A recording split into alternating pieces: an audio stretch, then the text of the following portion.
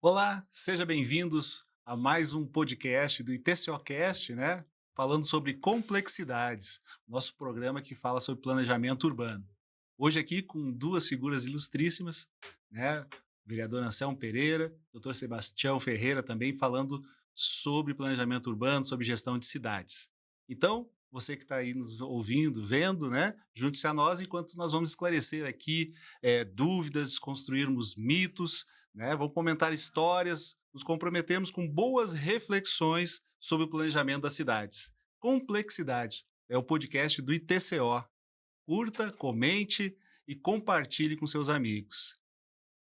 Muito legal, estamos aqui hoje com o vereador Anselmo Pereira. Eu vou falar um pouquinho aqui sobre o currículo dele, que é imenso, né? Está chegando ao 11º mandato de vereador, uma coisa quase que inédita. Acho que só tem um outro vereador no país com mais eh, mandatos consecutivos, né? Então, o vereador Anselmo Pereira, formado em direito, né? Trabalhou na Secretaria de Ação Urbana da Prefeitura e foi candidato em 1983 pelo PDS, né? Sendo eleito para a suplência e assumiu a vaga por 2 anos. Ainda no PDS, candidatou novamente, sendo um dos vereadores mais bem votados na época. Depois se filiou ao PMDB e foi eleito para o segundo e terceiros mandatos. Atualmente preside o Conselho de Ética e Decoro Parlamentar na Câmara Municipal de Goiânia, além de integrar também várias comissões do Legislativo, Comissão Mista, Comissão de Lazer, Esporte e Turismo, Comissão de Habitação, Urbanismo e Ordenamento Urbano, Comissão de Finanças, Orçamento e Economia, Comissão de Direitos Humanos e Cidadania, Comissão de Direitos do Consumidor e é vice-presidente da Comissão de Educação, Cultura, Ciência e Tecnologia. E nas eleições, como eu já comentei, de 2024, né, recebeu 7.951 votos, chegando a seu 11º mandato. Que currículo, hein? Parabéns, vereador. Seja bem-vindo. Prazer, Salomar, estar falando com você, os nossos companheiros do nosso podcast ITCO, e que está justamente aqui discutindo as questões urbanísticas da cidade. É um prazer muito grande nós estamos aqui para trocar algumas ideias, prestar conta de algumas das nossas ações, principalmente da vida política administrativa da nossa cidade. Muito obrigado. E aqui com a gente também, né, meu querido amigo aqui, Sebastião Ferreira Leite, eu tenho intimidade chamada Dr. Juruna, né? Seja bem-vindo, advogado, formado pela Pontifícia Universidade Católica de Goiás, é especialista em regularização fundiária e planejamento urbano, mato-grossense de nascimento e pantaneiro, como gosta, né, de ser chamado, né? Já vive em Goiânia há mais de 32 anos, foi secretário de urbanismo, né, e de habitação na Prefeitura de Goiânia, na gestão do prefeito Paulo Garcia, do PT, e ocupou também a Secretaria Municipal de Planejamento Urbano, Habitação e Regularização Fundiária em Trindade, na gestão do prefeito Jânio Darro, do PSDB. E também, né, um prêmio muito importante, ganhador do Prêmio Novare, né, até queria que falasse um pouquinho para explicar para as pessoas o que é esse prêmio. Eu também, quando lhe conheci, o senhor falou, pô, eu não conhecia, né? Não, tem dois. Seja bem-vindo. Obrigado, obrigado. É uma alegria participar com você, Selomar, do TCO, e com o vereador Anselmo. Eu precisaria acrescentar duas coisas no meu currículo que eu acho que são muito importantes. Eu fui assessor do vereador Darcy Costa na Câmara Municipal, participamos da elaboração da Lei Orgânica do município em 1990 e depois eu fui presidente do Instituto de Planejamento de Goiânia no governo Darcy Costa, 94 a 96, que muito me orgulha. E, na verdade, esse trabalho de regularização fundiária começou lá na Universidade Católica. Eu era do Programa de Direitos Humanos da Universidade Católica. Eu sou tão antigo, Anselmo, que eu ainda falo Universidade Católica. Não é PUC. Eu era da Universidade Católica, do Programa de Direitos Humanos. E nós fazíamos trabalho nos bairros com os poceiros urbanos, com as ocupações urbanas.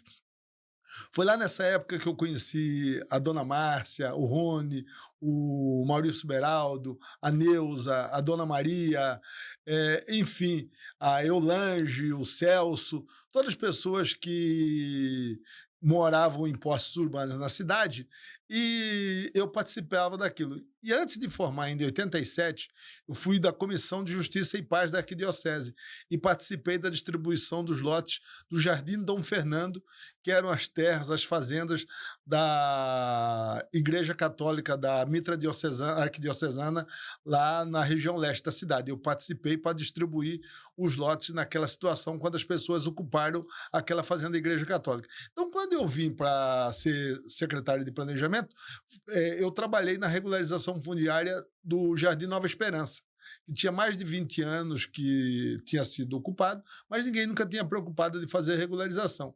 E, posteriormente, no ano de 2011, eu já era advogado consolidado, já era advogado com uma certa gama de serviços prestados na sociedade. Eu trabalhei na Câmara Municipal, trabalhei na Câmara Federal, trabalhei na Assembleia Legislativa do Estado de Goiás. Então, com todo esse currículo acumulado, eu apresentei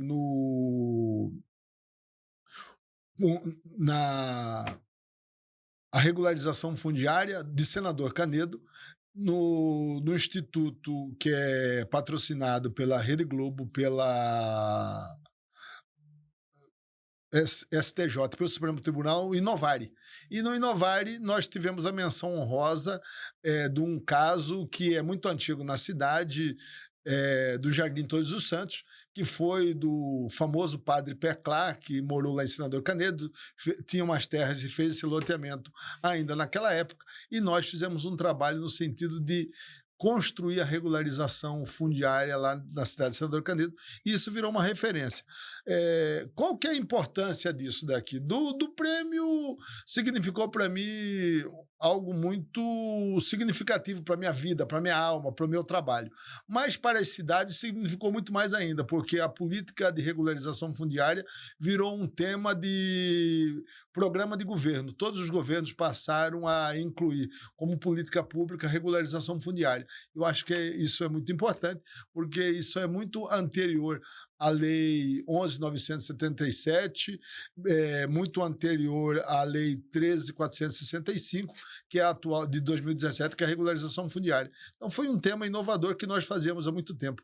Por isso, eu sinto muito gratificado, especialmente por isso ter sido elevado à condição de política pública. Parabéns, parabéns.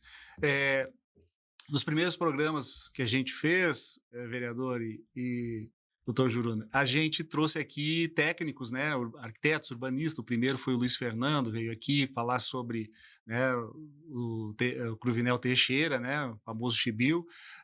Depois trouxemos aqui o Renato Rocha, arquiteto, também urbanista, também tem contribuições importantes aí, principalmente para o centro da cidade. Trouxemos no último episódio, né, o Paulo Renato, no terceiro episódio, Paulo Renato Alves, que falou um pouquinho sobre adensamento urbano. E a minha equipe me cobrou, nós precisamos trazer agora também pessoas que estão, né, trabalhando do outro lado, né, que é do legislativo, né, que já trabalharam no executivo, para a gente trocar um pouquinho de ideia, porque a gente pensa às vezes a cidade, né, o arquiteto urbanista pensa a cidade de uma forma, mas ela vai acontecendo, é um organismo vivo. E acho que o primeiro assunto importante aqui de falar, sabe, vereador, é que o senhor participou, né, da elaboração, né, da Lei Complementar 010, de 30 de dezembro de 91, né, instituindo o CONPUR, o Conselho, né, de Política Urbana, já 91 já tem mais de 30 anos, né? Queria que o senhor falasse um pouquinho desse início e da importância do CONPUR para Goiânia. Muito bem. As políticas públicas, elas precisam, ao meu entender, de aconselhamentos e conselhos. O Conselho de Política Urbana do município de Goiânia, criado em 91, ele tem, ao longo do tempo, se modificado. Inclusive, quero dar um testemunho que uma das modificações muito boa foi feita pelo companheiro Jurunda, que está aqui do meu lado. Ele ampliou a participação do Conselho de Política Urbana do município de Goiânia. Fundamental para que você discuta e, ao mesmo tempo, tenha até poder de decidir sobre determinados comportamentos e algumas ações urbanísticas da cidade, provocações feitas pela sociedade, procedimentos que vão até o CONPUR e que podem ser votados e, ao mesmo tempo, ao não estar contemplado na lei, o CONPUR tem o poder de tomar a decisão em nome de toda a sociedade goianiense. Então, eu fico muito satisfeito de que tanto eu como o companheiro Juruna somos membros deste conselho há muitos anos, e é um conselho eclético, altamente participativo e atuante em benefício principalmente do ordenamento urbanístico da cidade de Goiânia. Algumas lacunas da lei podem ser sanados por este conselho. Veja que as decisões, não só na esfera administrativa e judicial, elas são muito mais importantes quando são feitas através de um colegiado. Conciliados. O colegiado, ele tem poder muito mais imperativo sobre as decisões, às vezes singular. Então, o Compur sempre é uma decisão coletiva. Então, ele precisa existir, ele precisa ser atuante e precisa, acima de tudo, ser participativo. Não só para a aplicabilidade das leis, no nosso caso, dos ordenamentos urbanísticos, mas principalmente para você dirimir dúvidas que, por acaso, não estejam ainda contempladas dentro das normas político-administrativas e jurídicas da cidade. Muito bom. E, vereador, e o nosso amigo Juruna, doutor Juruna, uma coisa que acontece quando a gente faz plano diretor, às vezes, em algumas cidades, né? A gente quer estabelecer os conselhos, né? Porque normalmente cidade pequena, as pessoas estão no executivo, eu quero fazer do meu jeito, né? Conselho, às vezes não, ou as pessoas não participam do conselho, né? Então, agora, um pouquinho para o doutor Juruna, né, que já participou, né, já foi secretário e presidiu o conselho. Como é que foi a importância desse? Tira um pouquinho o peso do secretário. O secretário que é o culpado, né? Quer dizer, lá no conselho as coisas são mais discutidas, debatidas. Selomar E até, Anselmo, o que o senhor indica assim, para cidades pequenas que ainda não têm, que precisam? O conselho é bom? O Compur de Goiânia é o mais antigo conselho em funcionamento do Brasil. Quando eu assumi o IPLAN, e na minha época do IPLAN, o presidente do IPLAN tinha que passar pela Câmara. Eu fui o último presidente do IPLAN que passou pela Câmara Municipal. Na verdade, o prefeito nomeava e ele era sabatinado pela Câmara Municipal. E eu fui sabatinado pela Câmara Municipal, e numa época muito difícil, porque o nosso deputado federal, Zé Nelto, que é um deputado vulcânico, me questionava de todas as formas por que eu, um advogado, tinha que assumir o Compur numa situação que era um cargo quase que privativo de engenheiro e de arquitetos. Então, quando eu fui para lá, eu não tinha 30 anos de idade ainda, tinha pouco mais de 30 anos de idade, era muito novo, solteiro, não estabelecido assim na cidade, porque eu voltei de Brasília para ser presidente do IPLAN no final de 94, e a primeira coisa que eu fiz foi instalar o Compur. Em 95, nós instalamos, de lá para cá, o Compur funcionou ininterruptamente, com algumas dificuldades em alguns momentos, mas as pessoas entenderam a necessidade de fazer o Compur funcionar. Como o prefeito Iris Rezende. O Compur hoje tem reconhecimento da cidade. Só para ter uma ideia, o governador, agora, esta semana, modificou o Codemetro, mas o membro do Compur, que representa a sociedade civil goianiense, do ponto de vista da participação popular, do ponto de vista da oitiva da sociedade civil, é reconhecido na cidade. O Compur foi ouvido em todas as leis que foram feitas na cidade. Para mim, era muito tranquilo. Qualquer coisa eu passava no Compur, discutia no Compur, publicava a ata, e todo mundo usou as atas que eu publiquei no Compur, porque a coisa mais fácil que tem é você publicar no Diário Oficial, as pessoas tomam conhecimento e resolvem. Vou te dizer uma aqui que foi feita e até hoje está no limbo. A situação do Pedro Ludovico. Nós temos a situação do Jardim Botânico na cidade. O Compur discutiu, debateu, não foi implementado por uma questão de oposições localizadas. Mas a situação de fazer o setor Pedro Ludovico uma discussão na cidade é muito interessante. Eu vou te dizer outra. O APL da 44, o arranjo produtivo local da 44, a 44 é o local que mais tem empregos na cidade. São 120 mil empregos. São cerca de 12 mil lojas, mais 8.000 barracas, mais 500 da Feira da Madrugada. É um local que a cidade passa por lá. No final do ano, mais de 2 milhões de pessoas compram na 44. Tem um arranjo produtivo local. A Câmara Municipal aprovou a Lei 10.320 para fazer isso. O Compur participou ativamente. Então, vocês colocam vários atores na cidade, do legislativo, do executivo e da sociedade civil organizada, para debater a cidade junto com os movimentos sociais, com movimentos populares e outros integrantes da sociedade civil organizada na cidade. O Compur, você fala, qual que é a importância do Compur? A importância do Compur é que você divide a responsabilidade de você fazer a governança na cidade. Essa, para mim, é a importância do Compur. Muito bom.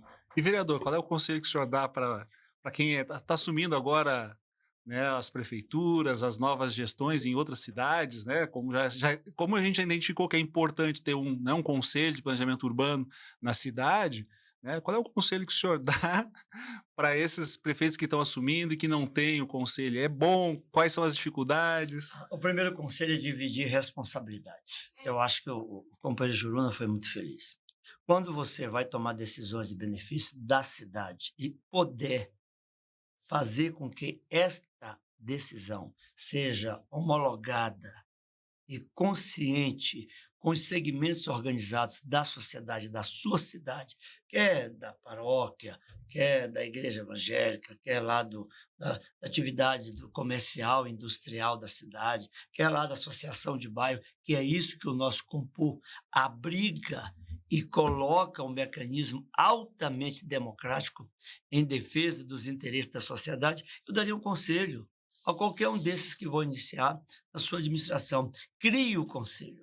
Crie o conselho de política urbana da sua cidade, até para que você se resguarde das suas decisões, que poderiam ser decisões individuais, decisões não muito bem discutidas, não muito bem assimiladas pela sociedade, às vezes correta, mas não assimilada por aqueles que formam a opinião da sua comunidade. Então, ao administrar, divida as responsabilidades. E nada melhor do que o exemplo de Goiânia, de que você tem um conselho de política urbana ativo, participativo, abrangente de todos, praticamente todos os segmentos, para que você não só se aconselhe, mas também tenha decisões deliberativas desse conselho em benefício daquilo que você vai tomar de bem para a sociedade. Ou seja, um conselho, como dizem meus avós e bisavós, nunca fez mal a ninguém.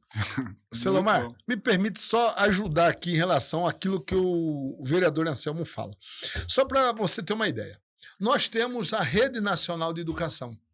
Tem Conselho Municipal de Educação, Conselho Estadual de Educação, Conselho Nacional de Educação e tem um sistema de educação. Nós temos o SUS, que nos salvou durante a pandemia, porque não fosse o SUS, nós íamos todos morrer. O SUS nos ajudou. O que nós defendemos dessa povo que trabalha com planejamento urbano como você trabalha? Ter nacionalmente uma rede nacional de planejamento urbano. Começa no município, no estado e na União, aonde nós possamos fazer leis boas, que possamos cumprir e que as cidades sejam planejadas e obedecido o planejamento, especialmente diante que nós temos hoje do problema climático, porque se nós não tivermos planejamento, o mundo vai acabar. Agora, é muito bom lembrar que todos nós vivemos na cidade. Eu não vivo no estado, eu não vivo na federação. A minha vida, as minhas atividades comerciais, religiosas, sociais, ela acontece na cidade. Porquanto é muito bom que você discuta todas as mudanças e as transformações que você quer implementar na sua cidade com aqueles que vivem nela. E nada melhor do que você ter um conselho para ser ouvido e, ao mesmo tempo, lhe ajudar a formatar leis e, ao mesmo tempo, fazer com que essas leis vá à Câmara Municipal, que é o órgão de maior representatividade da sua cidade, e seja transformado em benefício da sociedade. Ou seja, conselho em determinadas atividades, ele nunca fez mal a ninguém. Muito bom. Deixa eu fazer uma pergunta que eu fiz nos outros episódios, que não estava até programado aqui, mas eu acho que é pertinente aqui e talvez tenha sido até uma falha minha de não ter colocado aqui.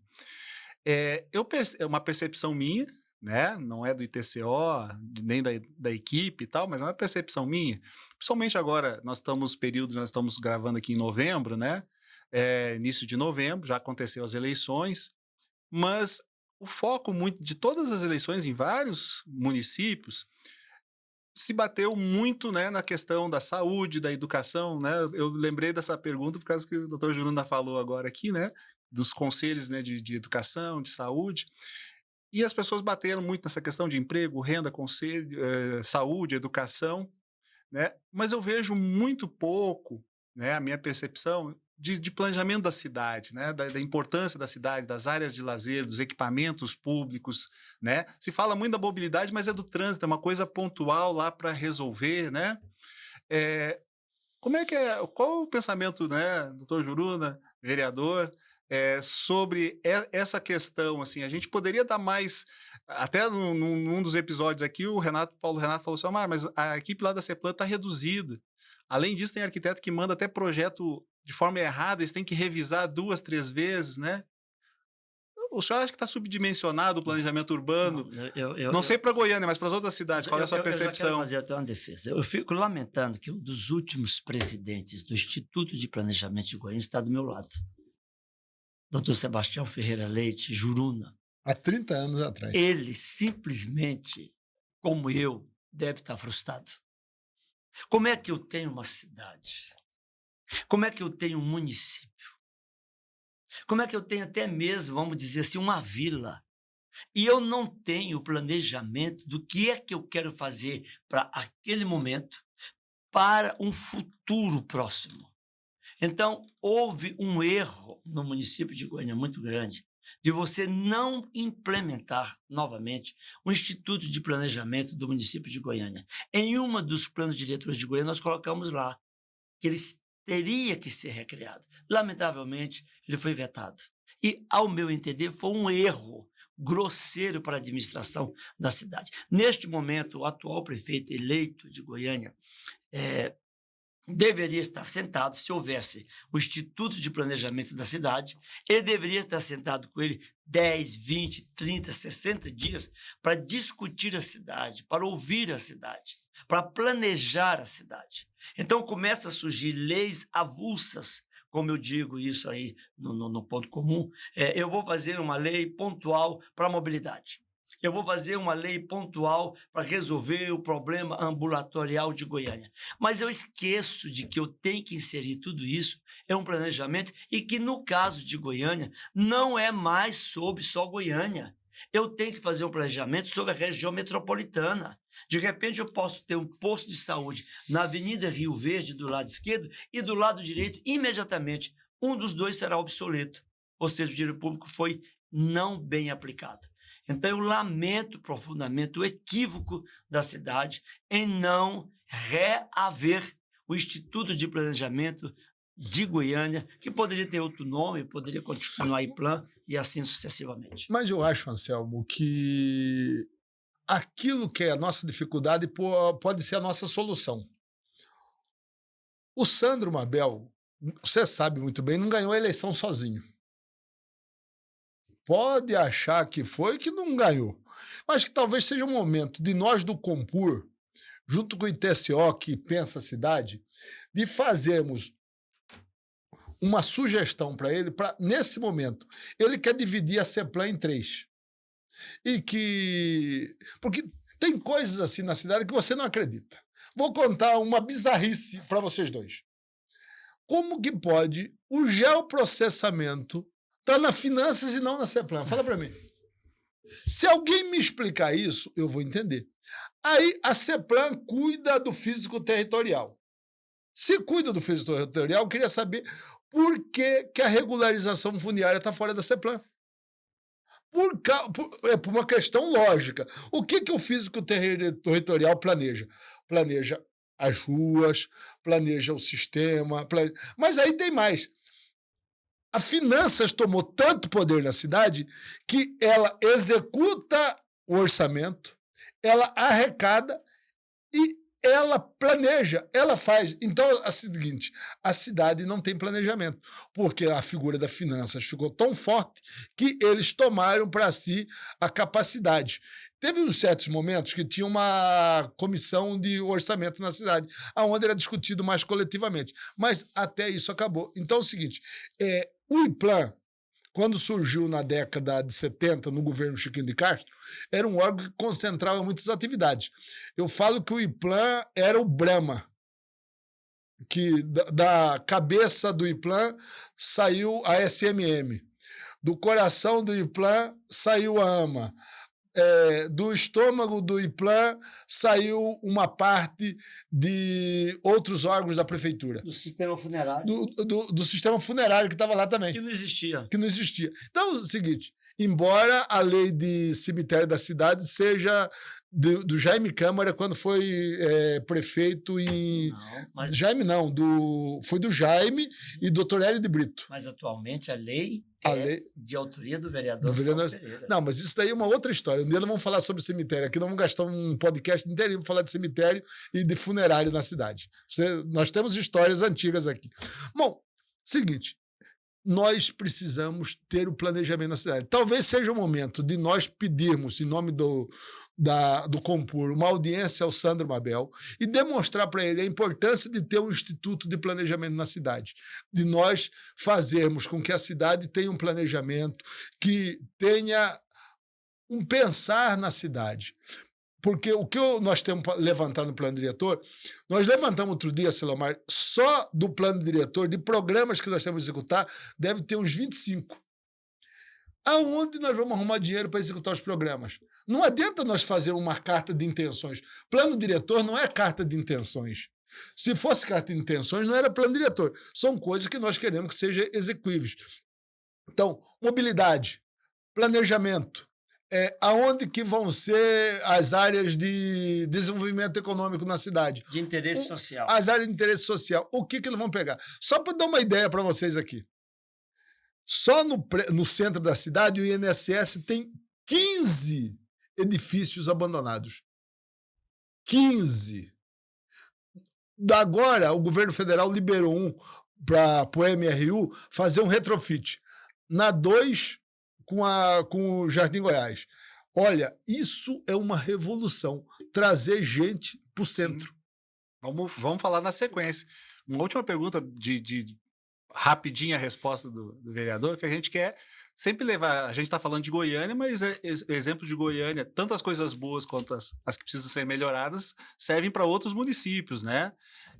E a gente vê, por que eu falei isso? Porque a gente vê algumas secretarias de prefeituras que está lá Secretaria de Obra ou Secretaria de Infraestrutura, e aí o planejamento é um apêndice do coisa, né? E nós entendemos que o planejamento urbano tem que vir primeiro, depois obras e infraestrutura, que primeiro se planeja, depois faz projeto, depois se executa, né? Qual é a mensagem que o senhor passa para esses vereadores, para esses prefeitos? O que eu lamento é que nem sempre os planos diretores das cidades, eles ficam muitas das vezes no papel ou na prateleira da administração, o que é muito ruim. Não é quantidade de leis, é qualidade de leis que nós precisamos fazer. Você vê que nos países desenvolvidos, o direito é consuetudinário. A administração é quase idêntica. Não precisa de muitas leis porque você administra a cidade. É preciso que você tenha planos, no caso do urbanístico, plano diretor. No caso financeiro, um código de financeiro, tributário execuível. Veja você, Selomar, depois de 47 anos, de 1975, só agora, nessa gestão, que o Código Tributário foi alterado. Veja você como é que isto pode dar certo. Então, você foi muito feliz.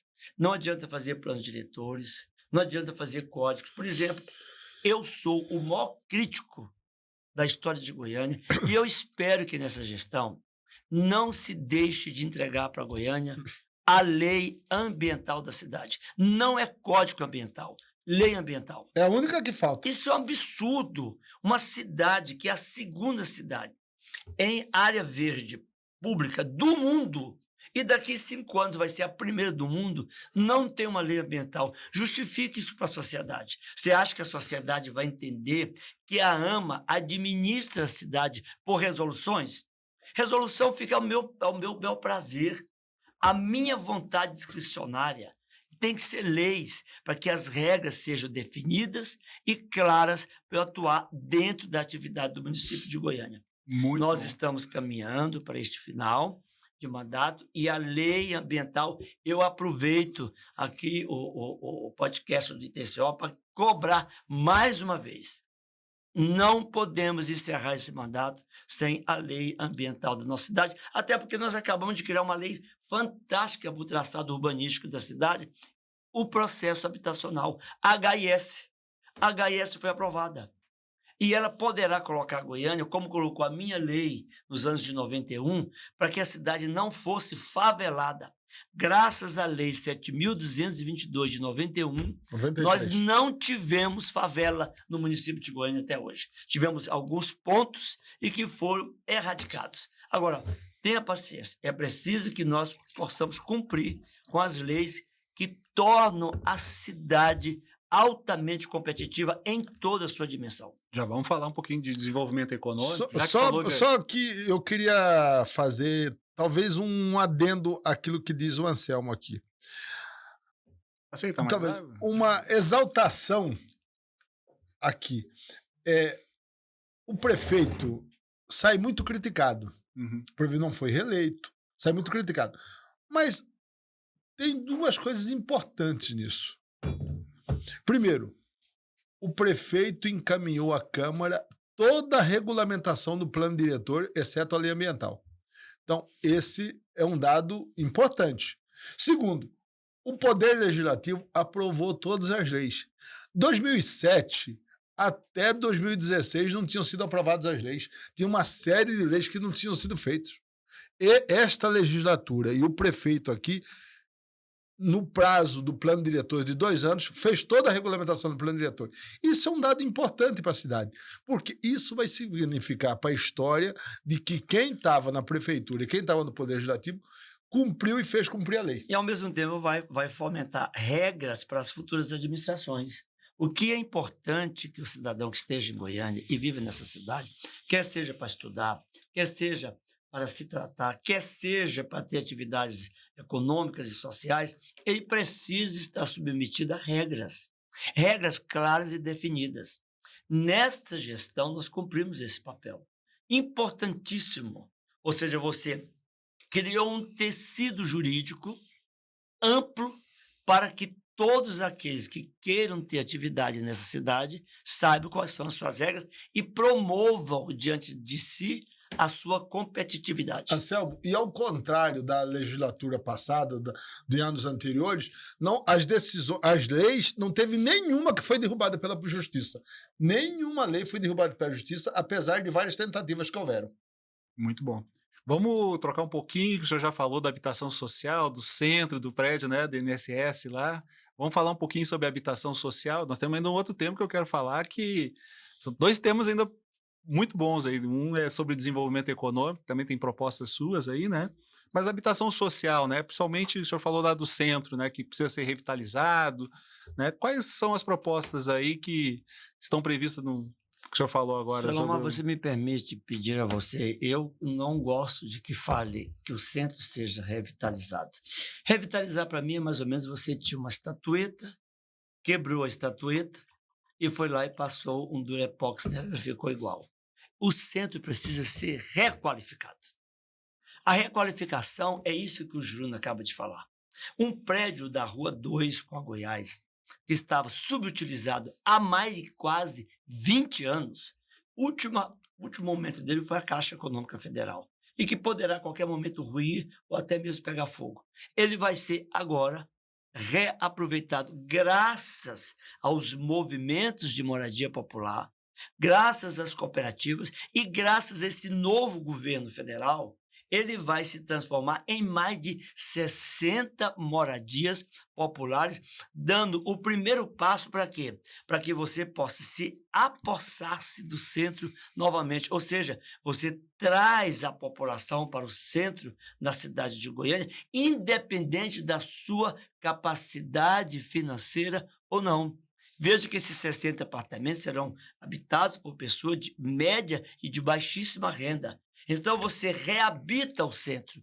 Ao reabitar o centro, você realmente dá um sentido de que você vai requalificá-lo. Até porque nós temos agora alguns benefícios, como o BRT, temos o eixo leste-oeste, que está sendo requalificado, e temos uma série de atividades, uma malha urbana totalmente estabelecida dentro do centro de Goiânia, consolidada, onde qualquer um que for morar lá tem água, tem luz, tem esgoto, pode ter praça, pode ter tudo, não precisa espalhar a cidade. Até porque o nosso plano diretor, que nós defendemos e votamos, é a cidade compacta e não a cidade espalhada.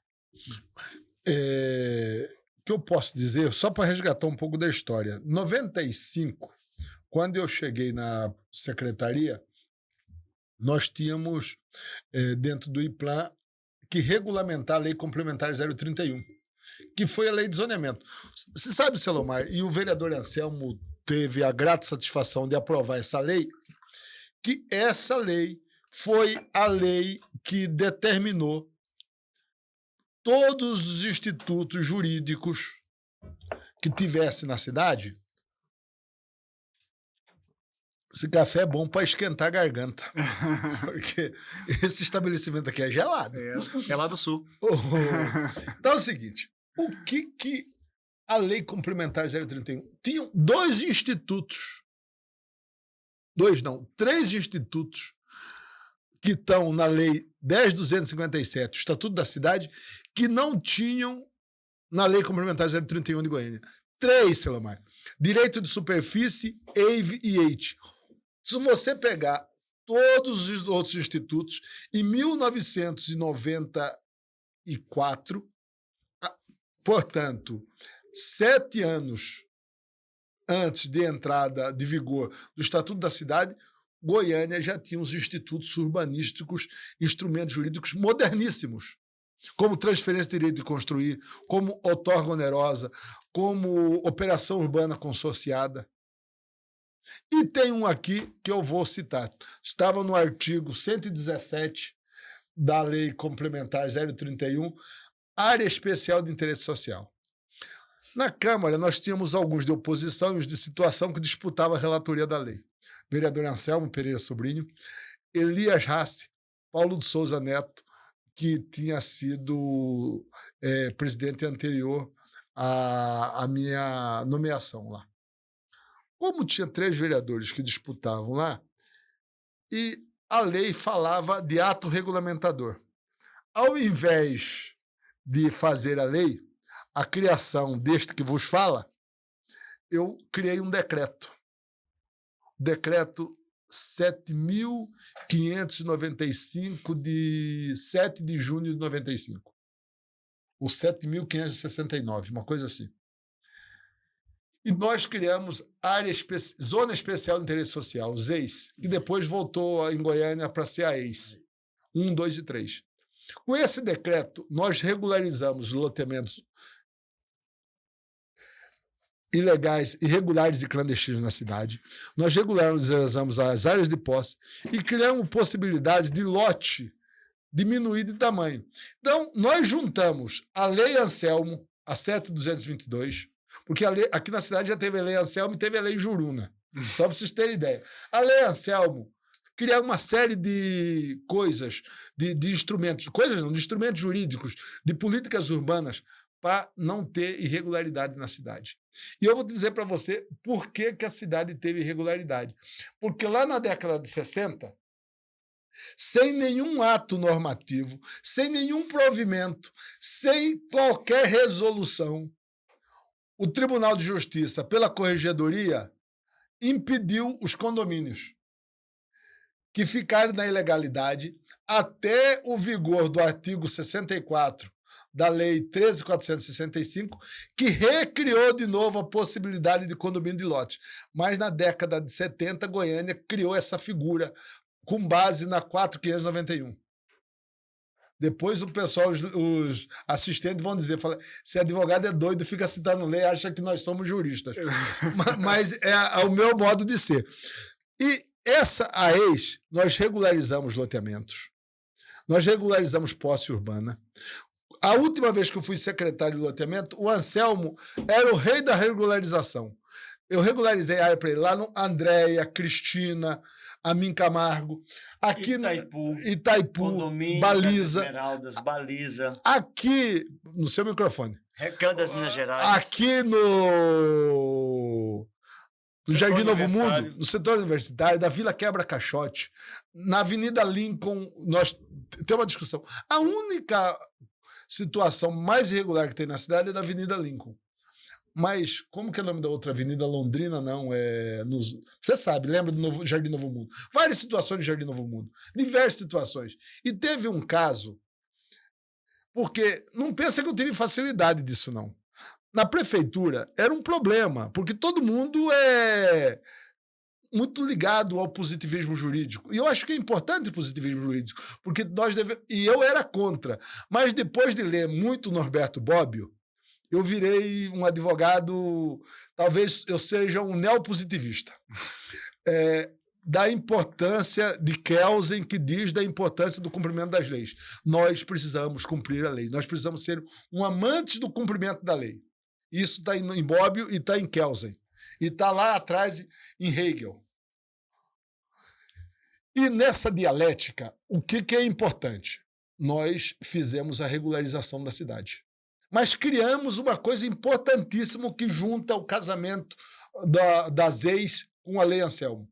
Foi diminuir o tamanho de lotes. A diminuição dos lotes de 360 para 250 metros possibilitou que o pobre financiasse o seu loteamento. E eu vou com você em diversos lugares para demonstrar a assertiva disso. E a diminuição do tamanho do lote possibilitou uma outra coisa na cidade. Impediu que a cidade tivesse barracões. Porque o maior mal da cidade não são os lotes grandes. O maior mal da cidade são os anexos às casas, os barracões. E os barracões vai criando uma infinidade de problemas. Se você for aqui na Marginal Botafogo, você vai naquele lote que em cima é uma casa, aí depois está enfileirado de barracão até lá embaixo. Eu levo vocês lá na Marginal Botafogo, lá onde mora o Jorge e o Osias, que são amigos do Anselmo e meus também, de ver essa situação. Mas se nós não buscarmos, só nessa região aqui que eu estou falando para você, daqui da Marginal Botafogo, tem 380 famílias, que elas precisam ser convencidas a morar num lugar atrativo. E como que você faz isso? Através de área especial de interesse social. E onde nós fizemos isso que deu certo? Num lugar muito tranquilo, na Marginal Botafogo. Aqui, na Marginal Botafogo, nós fizemos um predinho na América Latina. Aquele predinho que era meio feinho ficou o lugar mais charmoso da cidade. As pessoas fizeram o muro, fizeram as áreas internas lá e são fantásticas. Mas também, além disso daqui, Selomar, quando eu voltei para a CEPLAN, 20 anos depois que eu fui secretário, tinha o Botafogo, Cidade, Flores, tem mais um outro nome lá que não me lembro, 4 residenciais. Aí fala, gente, vocês deram um habite para esse povo? Não, não demos, não. Fala, por quê? Ah, porque não tem canalização de gás. Alguém em 20 anos morreu? Teve alguma explosão em 20 anos de gás na cidade? Não teve. Então, nós vamos fazer. Fiz o memorial descritivo.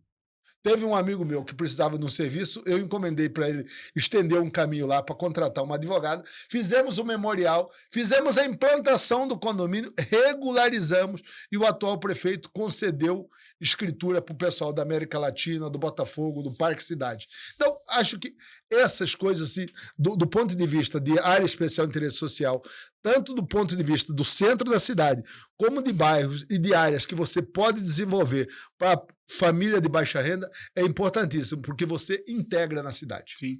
O que eu vou pegar um gancho aqui do companheiro Juruna. Só para terminar o seguinte, a coisa mais importante que tem na cidade aqui é que os moradores da Aldeia do Vale, quanto com a Aldeia dos Sonhos para suas empregadas domésticas, para os seus jardineiros, para os seus trabalhadores, que só atravessam o asfalto e vão trabalhar. Eu entendo, eu vou pegar um gancho sobre o problema da legalidade. Todos nós temos que estar adstrito às normas.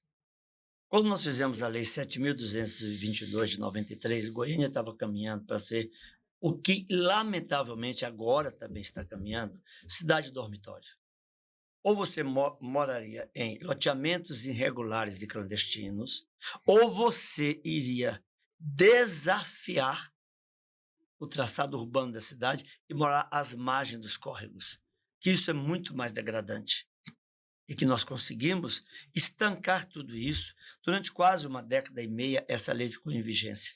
Fizemos loteamento para média, alta e baixíssima renda. Nós evitamos que cidades pudessem tirar de Goiânia o seu potencial de mão de obra salutar. Ou seja, o cidadão iria só dormir em Goiânia e trabalhar em Aparecida, trabalhar em Senador Canedo, Trindade, Nerópolis e assim sucessivamente. Lamento dizer, está voltando isto.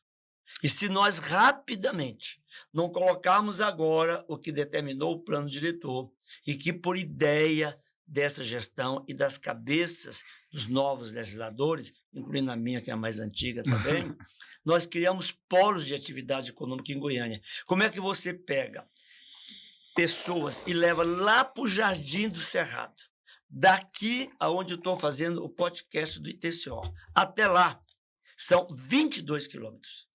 Qual é a atividade econômica que tem lá para as pessoas realmente trabalharem lá, viverem lá, estudarem lá? Esqueceram. Eu quero dar duas sugestões pragmáticas aqui, porque tenho certeza que alguém do futuro gabinete do prefeito Sandro Mabel vai nos ouvir. Primeiro, nós precisamos acabar a leste-oeste. Como que acaba a leste-oeste? O Jaime Câmara tem uma área enorme ao lado da leste-oeste. Não dá 2 quilômetros.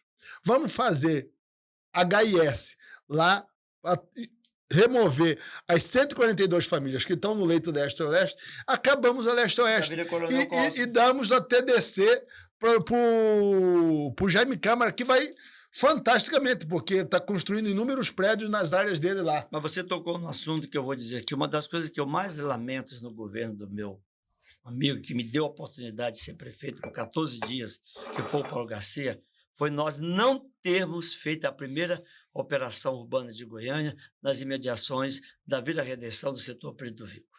Aquilo foi um crime. Seria um dos grandes modelos de requalificação da cidade de Goiânia.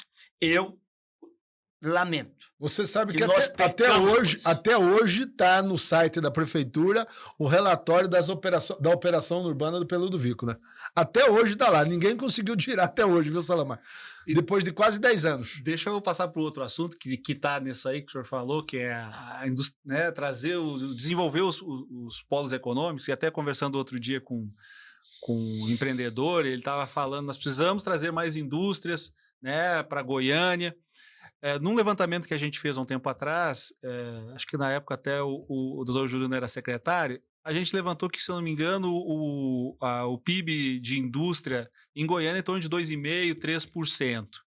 Se a gente dobrar isso, quer dizer, passar para 6%, né, não é tão relevante ainda. E a gente tem espaço, né, para a gente trazer esse dobro de indústria para cá. Como é que o senhor pensa? Mas, na verdade, não é só pela questão da arrecadação. Uhum. Nós queremos trazer determinadas atividades econômicas para Goiânia. Hoje não existe mais negócio de dizer indústria poluente. Esqueçam isso. Não existe mais indústria poluente no mundo moderno. Você tem todos os mecanismos para fazer com que qualquer indústria que estiver dentro do traçado urbano da cidade tenha uma adequação dentro das normas de respeito, principalmente ao meio ambiente. Isso é passado. Nós temos que nos desafiar. Nós precisamos fazer com que a melhor mão de obra, a mais jovem, a mais estudada, aquele que se preparou, trabalhe e viva dentro de Goiânia. Sim. E produza dentro da nossa cidade. Havia um sonho antigamente que Goiânia tinha que ser meramente uma cidade administrativa. Isso passou. Essa realidade é uma realidade de 30 anos atrás.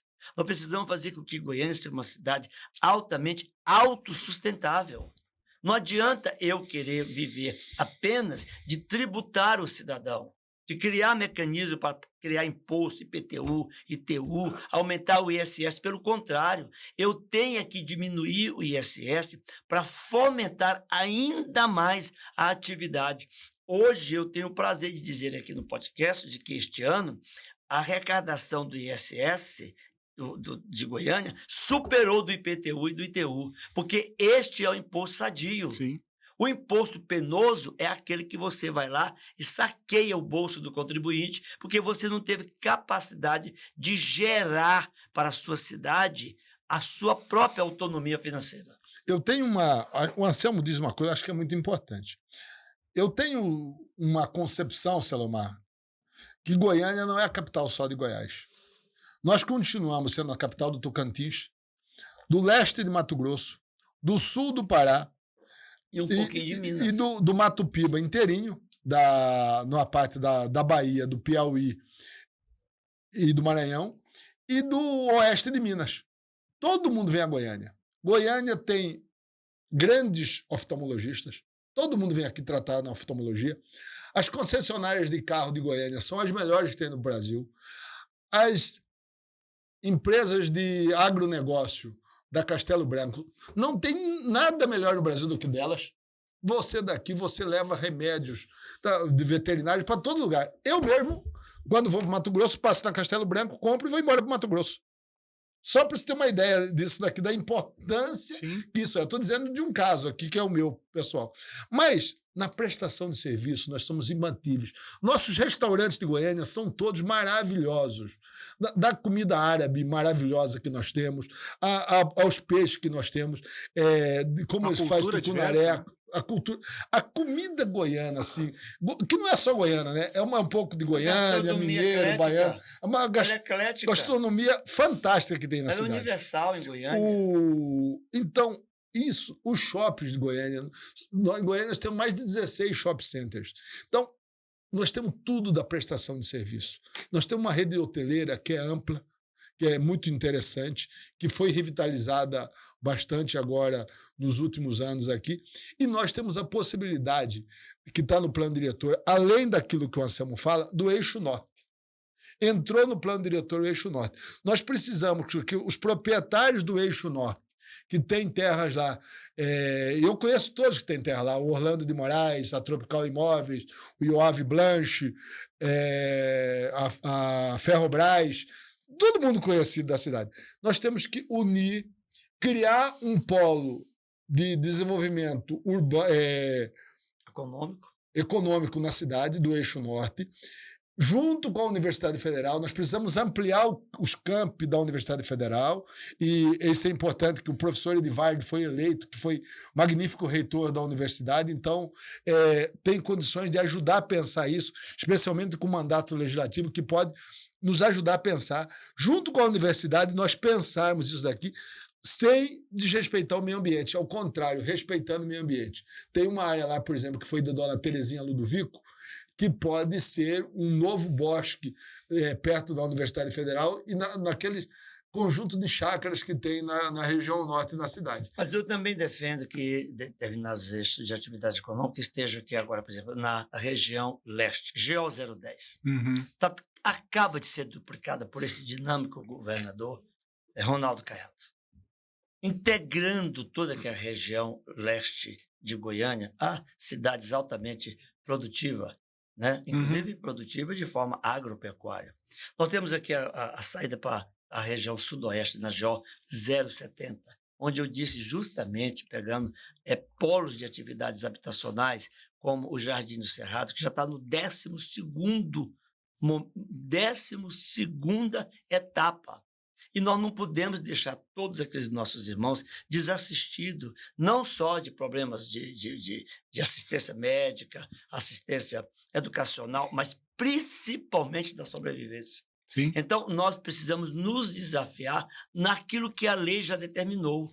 E eu espero realmente que o nosso companheiro Sandro Mabel, que tem uma visão altamente, não só democrática, mas também com muita experiência de atividade profissional e empresarial, de que ele veja isso como uma potencial. urgência nunca vista. Porque eu vou lhes dar aqui um prazo.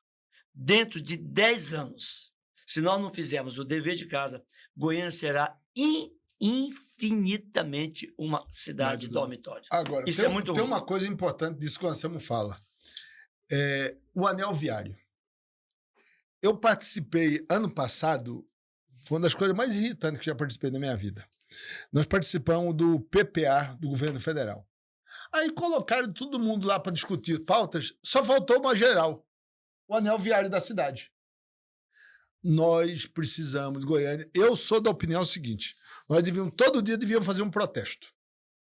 Aqui, Na BR-153. Na BR-153. Todo dia, 17 horas. Todo dia, 17 horas, fazer um protesto lá. Paralisar a cidade. Acender fogueira e jogar pneu no meio do asfalto. Por causa do que é o seguinte, se nós não fizermos anel viário, nós estamos lascados. E isso daqui tem mais de 30 anos que se fala do anel viário. O anel viário foi feito um pedacinho, e o pedacinho 12 foi quilômetros. feito, ele é inviável. Se não fizer essa parte de Senador Canedo e de Senador Canedo na Polícia Federal, nós não temos saída. Aparecida, Agora, Senador Canedo, Brasília. tem outro detalhe em relação a isso. Nós precisamos tirar os caminhões de Campinas.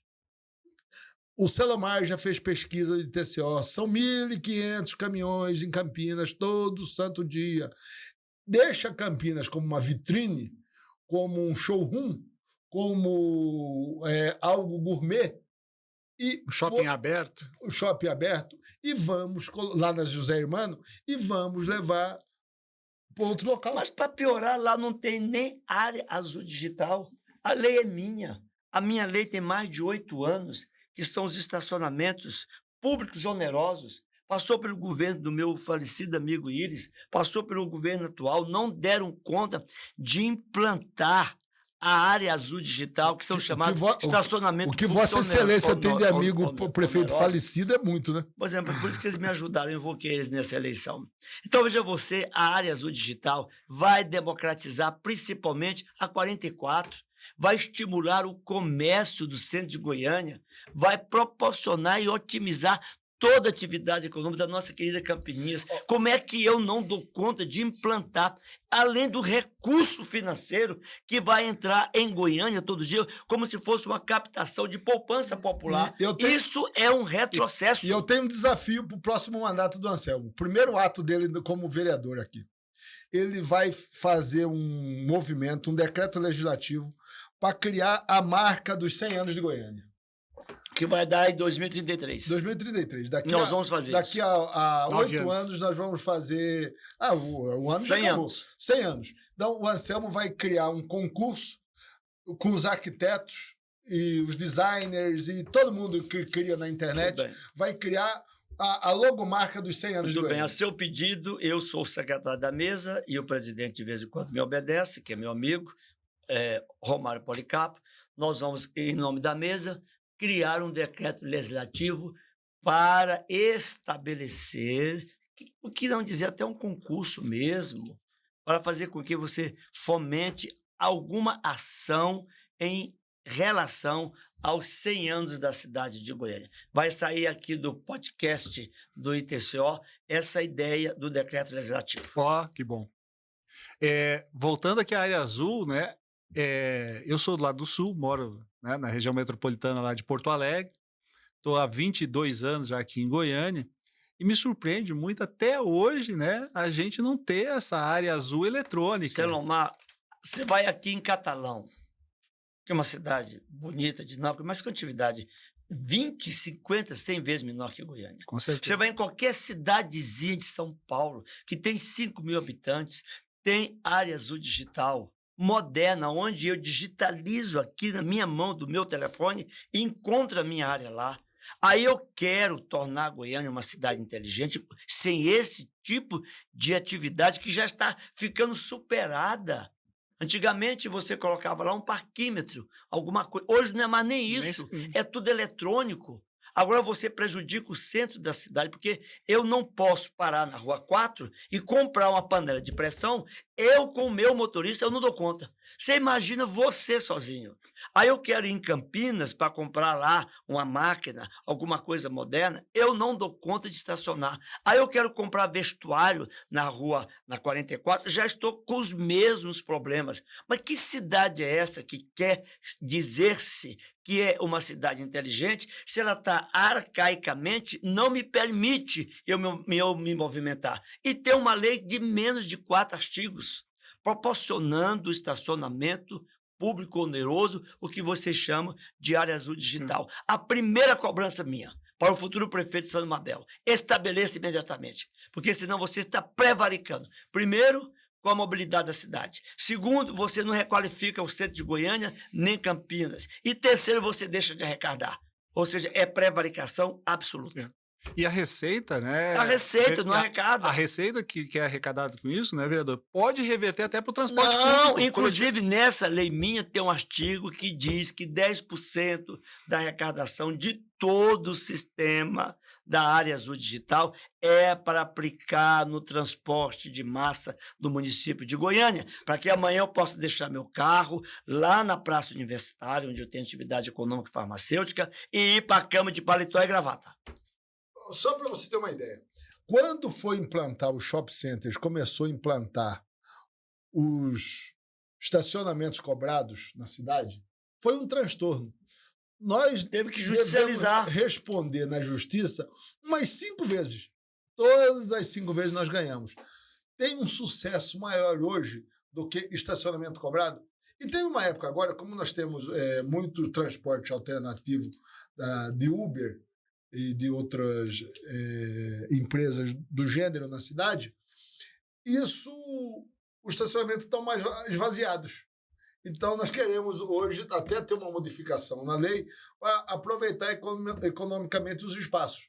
Mas a cidade passou a arrecadar com o que não arrecadava. Porque a vaga começou, sabe como, Selomar? A vaga, e aí você vai ver, a vaga era 1 para 25. Passou para 1 para 45 e hoje já está 1 para 60. 1 para 60. A gente tem notado nos nossos estudos, né, que isso você deve saber também, que cada vez mais as pessoas estão andando menos de transporte coletivo. No momento que a gente começa a colocar a área azul, né, de estacionamento, né, pagamento pelo estacionamento, que é público, mas não pode fazer o uso privado, quer dizer, deixar o meu carro lá às 8 da manhã e tirar às 6 da tarde, né? Vai fazer com que as pessoas voltem a andar mais de transporte. Ah, mas o transporte não é bom. Bom, com a receita disso, fico contente que o senhor fez o artigo que direcionando, né? Que transfere 10% de toda a arrecadação para o Fundo Municipal do Transporte Coletivo, até porque ele não é só de Goiânia, ele é metropolitano. Eu fico Então você contente. foi muito feliz. Eu tenho estatisticamente em minha mão que 40% do goianiense e do goiano que vive na região metropolitana deixou de andar de ônibus. Sim. O maior prejuízo que está acontecendo. Se não estivesse sendo subsidiado por ideia do governador Ronaldo Caiado e também pelos auspícios das prefeituras de Goiânia, de Aparecida, Senador Canedo, e parece que agora Goianira entrou, nós estaríamos com uma tarifa das mais exorbitantes do mundo.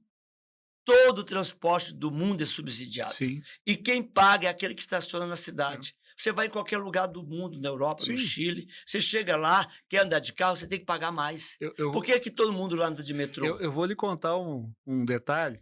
Eu fui visitar a minha mãe, acho que uns 2 anos atrás, e levei minha filha, né? E ela não conhecia o centro de Porto Alegre. Eu disse, não, vamos lá no centro de Porto Alegre. Estacionei o carro, né? E mostrei o centro, pioneiro, para ela. Ela achou muito bonito. Daqui a pouquinho ela passou, pai, vamos comer um pastel aqui? Tá baratinho. Eu disse, não tá baratinho, porque se eu ficar mais 1 hora, é mais R$25 o estacionamento lá, né? Então, assim, isso força com quem vai para o centro, né, e para outros bairros, também tem área azul, a usar o transporte coletivo. E aí você fomenta, surge outras alternativas. Lá no Rio Grande do Sul Porto Alegre tem os táxis lotações, né, você começa a andar mais de Uber, você começa a tirar um pouco o carro e melhora até o trânsito, fica Por melhor a exemplo, agora gestão. aqui em Goiânia nós estamos criando o táxi picape. Você desce na rodoviária. Você vem lá do Maranhão, como eu Uhum. vim. Você vem lá do Mato Grosso, como veio o Juruna. Nós sempre trazemos nossas traias. Sim. Nós trazemos nossas coisas. Não vai caber no táxi. Nós estamos agora, neste ano, implementando, pela primeira vez em Goiânia, o táxi picape. Para que você possa não só ter a sua lotação pessoal, mas para que tudo aquilo de mercadoria que você traga possa estar atrelado também dentro do veículo que você contratou para levar para sua casa. Então, o táxi picape Goiânia, dentro de poucos dias, será uma realidade. Muito bom. Gente, 1h04 aí já de bate-papo. Acho que nós temos mais assunto ainda, mas vamos deixar para uma próxima, vamos deixar um gostinho. Eu quero agradecer o doutor Sebastião Ferreira Leite, merece dessa cidade, e aqui ele não vota em mim, vota de vez em quando, mas ele é um estudioso de Goiânia, ele ama essa cidade. Eu mesmo já me aconselhei com ele em inúmeras leis. A 7.222 nasceu de um complexo de estudo que saiu do IPLAN, passou por doutora Marta Horta Figueiredo, levei ela para a Câmara, com os auspícios da época que ele estava no IPLAN, e fizemos uma das leis mais revolucionárias urbanas desta cidade. E que, por questões históricas, ela já teve que ter sido revogada, porque ela cumpriu o seu desiderado.